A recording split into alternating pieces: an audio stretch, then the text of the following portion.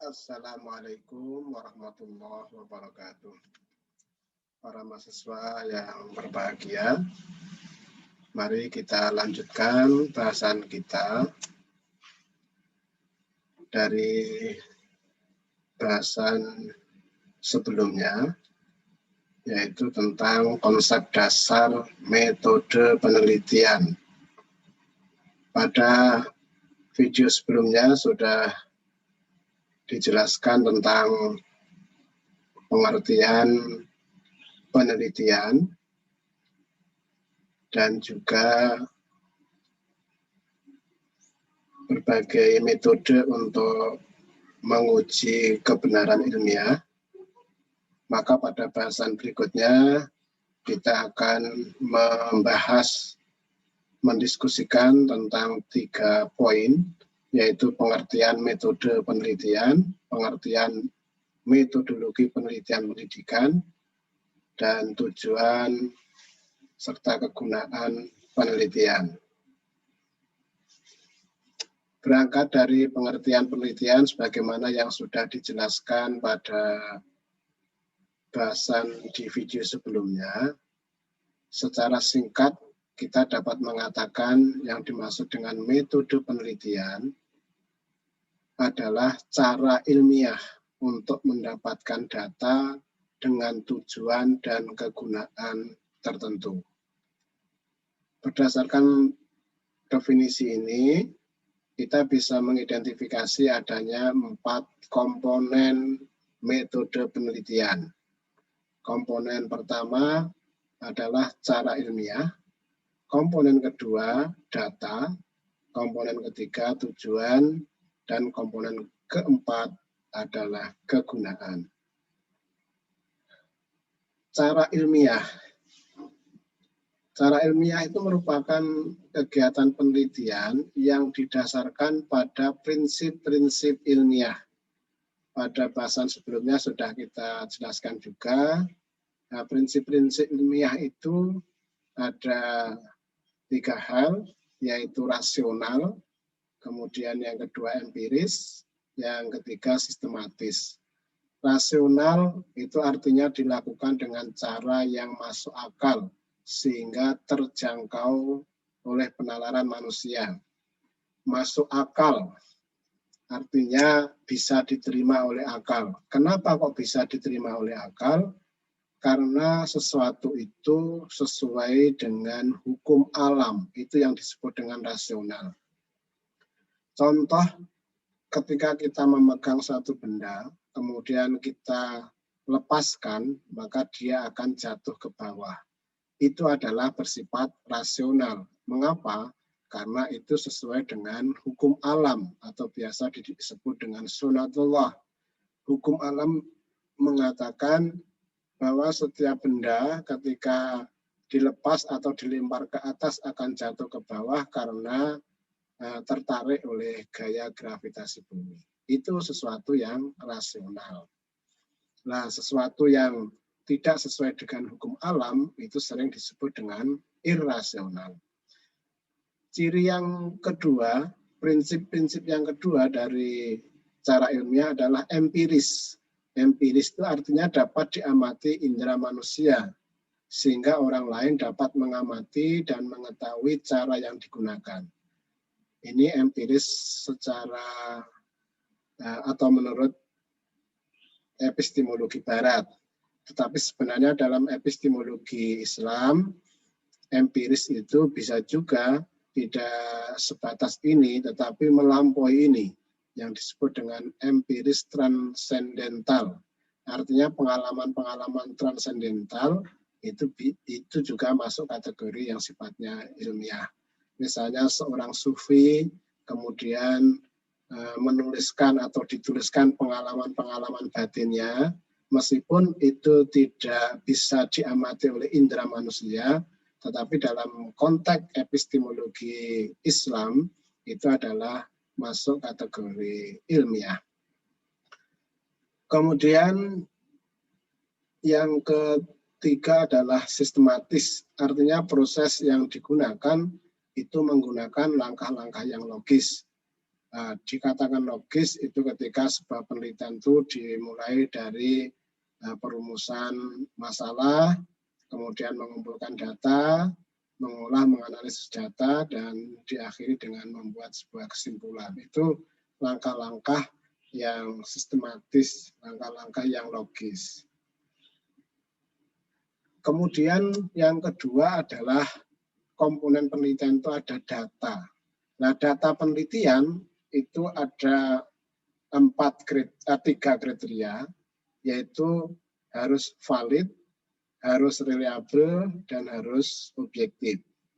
Valid itu menunjukkan derajat ketepatan antara data yang sesungguhnya terjadi pada objek dengan data yang dapat dikumpulkan oleh peneliti. Ini valid.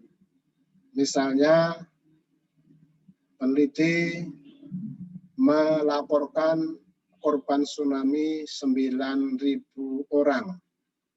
Kemudian dicek di lapangan itu memang jumlahnya 900.000, maka itu dikatakan valid. Artinya valid itu ada ketepatan, kesesuaian, kecocokan antara apa yang dinyatakan oleh peneliti dengan apa yang sesungguhnya terjadi pada objek yang diteliti. Itulah valid.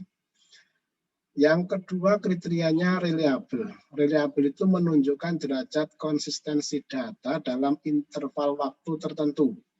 Artinya peneliti mengumpulkan data dalam hal yang sama di waktu yang berbeda, relatif hasilnya itu stabil, ajak. Itu adalah reliable. Kemudian yang ketiga, objektif. Objektif itu menunjukkan derajat persamaan persepsi berkenaan dengan kesepakatan antar banyak orang. Atau ada semacam interpersonal agreement, kesepakatan antar personal yang terlibat dalam riset tersebut.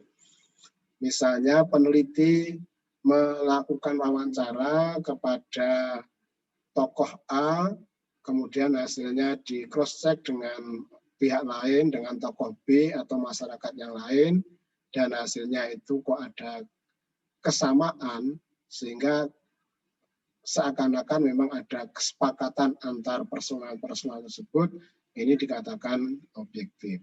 Nah, biasanya dalam konteks penelitian kualitatif, objektivitas itu bisa diperoleh dengan cara peneliti setelah melakukan riset, kemudian hasilnya disampaikan kembali kepada para subjek atau responden atau informan yang diteliti, kemudian mereka menyepakati temuan peneliti. Itu adalah contoh dari uji objektivitas dari sebuah riset. Saudara sekalian, komponen yang ketiga dari kegiatan penelitian atau dalam metode penelitian itu ada tujuan.